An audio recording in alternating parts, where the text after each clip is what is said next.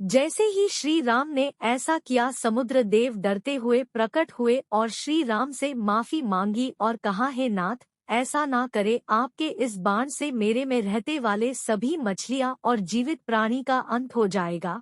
श्री राम ने कहा, हे समुद्र देव, हमें यह बताएं कि मेरी यह विशाल सेना इस समुद्र को कैसे पार कर सकते हैं। समुद्र देव ने उत्तर दिया, हे रघुनंदन राम, आपकी सेना में 2 वानर हैं, नल और नील, उनके स्पर्श करके किसी भी बड़े से बड़े चीज को पानी में तैरा सकते हैं। यह कहकर समुद्र देव चले गए।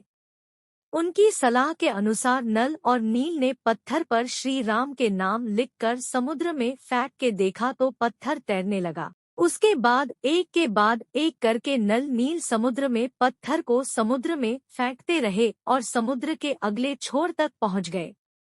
लंका में श्री राम की वानर सेना। श्री राम ने अपनी सेना के साथ समुद्र किनारे डेरा डाला। जब इस बात का पता रावण की पत्नी मंदोदरी को पता चला तो वो घबरा गई और उसने रावण को बहुत समझाया पर वह नहीं समझा और सभा में चले गया। रावण के भाई विभीषण ने भी रावण को सभा में समझाया और सीता माता को सम्मानपूर्वक श्री राम को सौंप देने के लिए कहा, परंतु यह सुनकर रावण क्रोधित हो गया और अपने ही भाई को लात मार दिया, जिसके कारण विभीषण सीढ़ियों से नीचे आ गिरे। विभीषण ने अपना राज्य छोड़ दिया और वो श्री राम के पास गए। राम ने भी खुशी के साथ उन्हें स्वीकार किया और अपने डेरे में रहने की जगह दी। आखिरी बार श्री राम ने बाली पुत्र अंगद कुमार को भेजा पर रावण तब भी नहीं माना। युद्ध आरंभ हुआ। श्री राम और रावण की सेना के बीच भीषण युद्ध हुआ। इस युद्ध में लक्ष्मण पर मेघनाद ने शक्ति बाण से प्रहार किया था, जिसके कारण हनुमान जी संजीवनी बूटी लेने के लिए हिमालय पर्वत गए, परंतु वे उस पौधे को पहचान ना सके, इसलिए वे पूरा हिमालय पर्वत ही उठा लाए थे।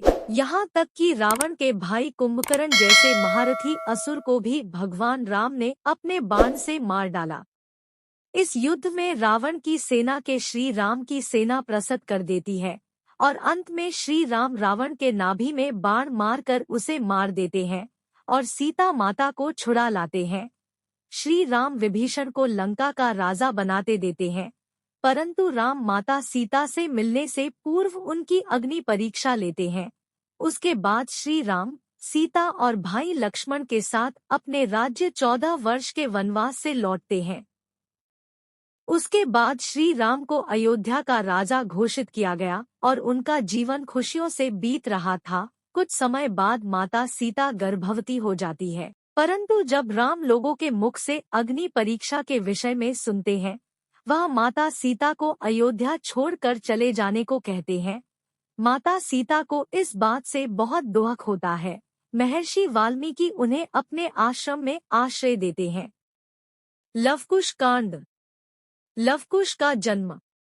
वही माता सीता 2 पुत्रों को जन्म देती है, जिनका नाम लव और कुश दिया गया। लव और कुश ने महर्षि वाल्मीकि से पूर्ण रामायण का ज्ञान लिया। वे दोनों बालक पराक्रमी और ज्ञानी थे। अश्वमेध यज्ञ। श्री राम ने चक्रवर्ती सम्राट बनने और अपने पापों से मुक्त होने के लिए अश्वमेध यज्ञ किया।